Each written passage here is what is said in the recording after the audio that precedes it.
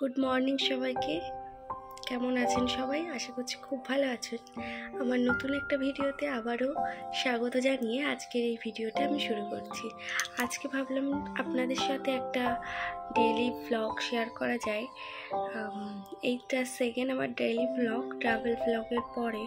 তো আজকের দিনটা আমি কিভাবে কাটাই সমস্তটাই আপনাদের সাথে শেয়ার করব।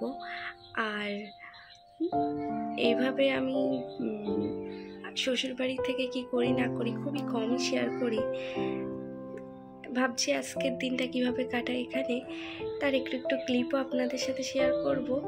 তো আজকের ভিডিওটা আপনারা দেখতে থাকুন, আশা করছি ভালো লাগবে। এই যে সুন্দর করে বিছানাটাকে একেবারে গুছিয়ে নিয়েছি। মাথায় একটু অয়েল ম্যাসাজ করেছি, কারণ অনেক দিনই তেলটা লাগানো হয় না, সেই কারণে আর কি একটু তেল দিলাম মাথায়। আর এরপর শ্যাম্পু করে নেব। আমার রান্নাও কমপ্লিট হয়ে গিয়েছে, আর ওপরে চলে এসেছি। তখন আর কি ফোনে চার্জ ছিল না, ওপরে চার্জে বসিয়ে নিচে রান্না করতে গিয়েছিলাম, তাই কোনো রকম ভিডিও নিতে পারিনি। বর এসেছিল, মানে আমার হাজব্যান্ডের ফোন থেকে একটু ক্লিপ নিয়েছিলাম। ওই ব্রেকফাস্ট করছিল, ওইটুকুনি টাইমে ছিল, তো সেইটুকুনি তোমাদের সাথে শেয়ার করব। আর এখন স্নান করে নেব, নিয়ে তারপরে তোমাদের সাথে আবার। এই যে একেবারে সিম্পল একটা ব্রেকফাস্ট করে নিয়েছিলাম দুজনে। এই যে স্নান করে চলেও এসেছি, আর ঠাকুর পুজোটাও দিয়ে নিয়েছি।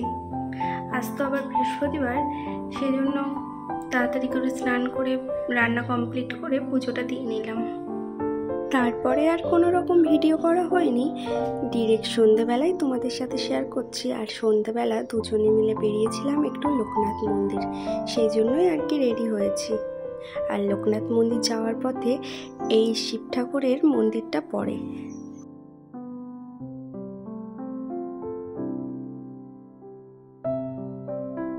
যেতে যেতে আমাদের প্রায় 7টা বেজে গিয়েছিল, তাই এই মন্দিরটা বন্ধ হয়ে গিয়েছে। আর এই মন্দিরটা 6:30 পর্যন্ত খোলা থাকে, আর প্রায় 7টা ওভার হয়ে গিয়েছিল, বন্ধও করে দিচ্ছিল। আমরা যখনই যাই 6টা 6:30টার মধ্যে চলে যাই, তখন তো আরতি হয়, সেই আরতিটা আমরা দেখতে পারি। কিন্তু ওই দিন ভাগ্যে ছিল না, আর দেখতে পারিনি।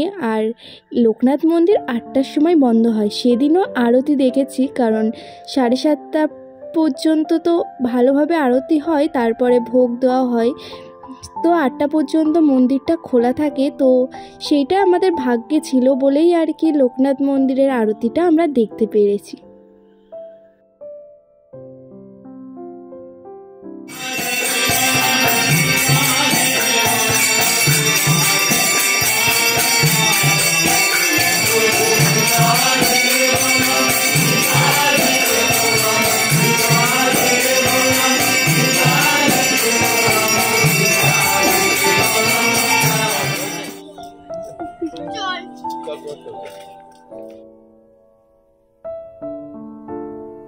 আরতিটাও কমপ্লিট হয়ে গিয়েছে, আর এইদিকে আমরা প্রসাদও পেয়ে গিয়েছি। প্রসাদ খাওয়া হয়ে যাওয়ার পরে আমরা একটু মন্দিরের আশেপাশে ঘুরতে বেরিয়েছি, কিন্তু দেখতেই পাচ্ছেন যে কতটা ফাঁকা, কারণ 8টা বেজে গিয়েছে, অনেকটাই রাত হয়ে গিয়েছে, সে কারণে মন্দিরটা ফাঁকা।